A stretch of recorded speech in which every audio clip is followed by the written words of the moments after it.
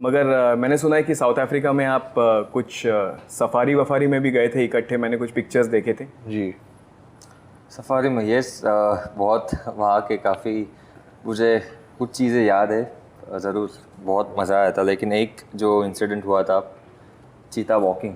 हाँ। तो हमें लगा चीता वॉकिंग मतलब दो तीन चीते होंगे और हम उनके पीछे पीछे चलेंगे, बट एक्चुअली हम जंगल में थे और हमें पता नहीं था कि आसपास क्या है।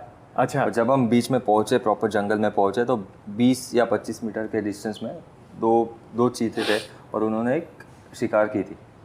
और जैसे हम 5-6 लोग वहाँ पे पहुँचे, मैं, रोहित, राधिका, ऋतिक, तो मैंने बोला चलो ठीक है, मुझे यहाँ से निकलना पड़ेगा, क्योंकि मैं नहीं चाहता हूँ कि वो इतने गुस्से में जाके बैटिंग करे या ख़राब फ्रेम ऑफ माइंड में रहे। मैं हमेशा चाहता था कि वो उसमें रहे, एकदम अच्छे मूड में। तो मैं पैड उतार के अंदर चला गया, फिर दिनेश गए बैटिंग करने। हाँ। तो यही है वो। अच्छा। एंड इनके बारे में मैंने सुना है कि ये 12 बजे के फ्लाइट को 11:59 को पहुंचते हैं एंड उनको फ़र्क नहीं पड़ता क्या हो रहा है, और वाइफ ऋतिका सब पैकिंग वैकिंग करती है, बट उनको जस्ट पहुंचना है। तो ये पहले से ऐसे ही थे? पहले से ही मुझे याद है, आई थिंक उनका एक किट बैग भी भूल गए थे। अच्छा, किट बैग भी? खेलने आए थे मुंबई के लिए, जब खेलने आ रहे थे उस वक्त। और एक मुझे, हम लोग वेस्ट इंडीज़ में ट्रैवल कर रहे थे, इंडिया ए के लिए, और इनकी घड़ी जब हम सिक्योरिटी चेक के वक्त निकाल के उन्होंने रखी थी और भूल गए थे। तो जैसे फ्लाइट हम लोग ने टेक ऑफ किया, तभी उनको याद आया। पता चला हम दोनों से ज़्यादा हमारे जो बीवियाँ है वो ब्रेव है। एक्चुअली यार सही बात है ये, वो लोग दोनों ऐसे ही खड़े थे। और मैं ये भी ज़्यादा डरा नहीं था, मैं सबसे ज़्यादा डर गया था, क्योंकि मतलब जैसे वो जडेजा ने आवाज़ किया, उन्होंने ऐसे पीछे मुड़ के देखा, दोनों चीजें। अरे बाप रे। तो उस टाइम पे मुझे ही पता है कि मेरे अंदर क्या चल रहा था, और मैं जडेजा को देख रहा हूँ, गुस्से से पंच करने का मन कर रहा था मुझे, बट और बहुत कुछ करने का मन मन था, अभी लेकिन इस टाइम पे आपको काम रहना ज़रूरी है, शांति रखो। हाँ। क्योंकि उनको और आप तंग करोगे तो वो शायद गुस्सा हो जाएंगे और कुछ भी कर सकते हैं। बट उनको ऊपर का पोजीशन मिल नहीं रहा था, वो नंबर 6 पे खेल रहे थे। तो फाइनल में बढ़िया चांस था उनके लिए नंबर 5 पे खेलने का, बट उस दिन मैंने डिसाइड किया कि विजय को भेजूंगा ऊपर। अच्छा। क्योंकि मैं चाहता था कि एक एक्सपीरियंस प्लेयर नीचे रहे, और वो उनको पसंद नहीं हुआ। वो उनको पसंद नहीं आया।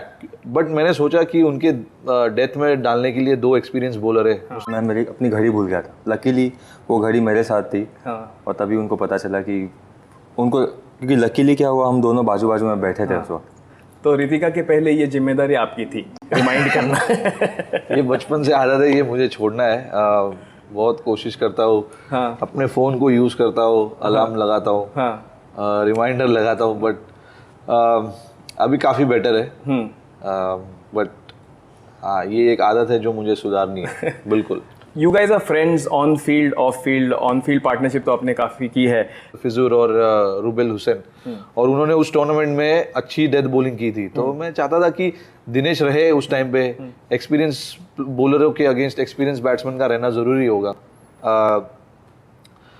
तो ये मेरा थिंकिंग था। मैं जब आउट होके आया ड्रेसिंग डगआउट में, तो दिनेश मेरे को बहुत गुस्से से देख रहे थे, बहुत। उसने बोला, फिर होटल में जब हम गेट टुगेदर, एक छोटा सा गेट टुगेदर था अब जीतने के बाद, तो वहाँ पर दिनेश ने बोला, यार थैंक्स रोहित। आई थिंक वो बेटर पोजीशन था मेरे लिए।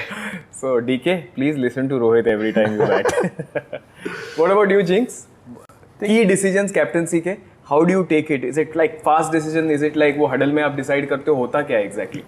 कभी कभी होता है कि जब टाइम आउट होता है या किसी बॉलर को, और आई फेल्ट 4-5 मिडिल ऑर्डर में उनके रन्स नहीं हो रहे थे 7-8 मैचेस तक, और वो ऐसे प्लेयर है, अगर एक बार चलने लगे तो मैच आपको सिंगल हैंडेडली जिता देंगे।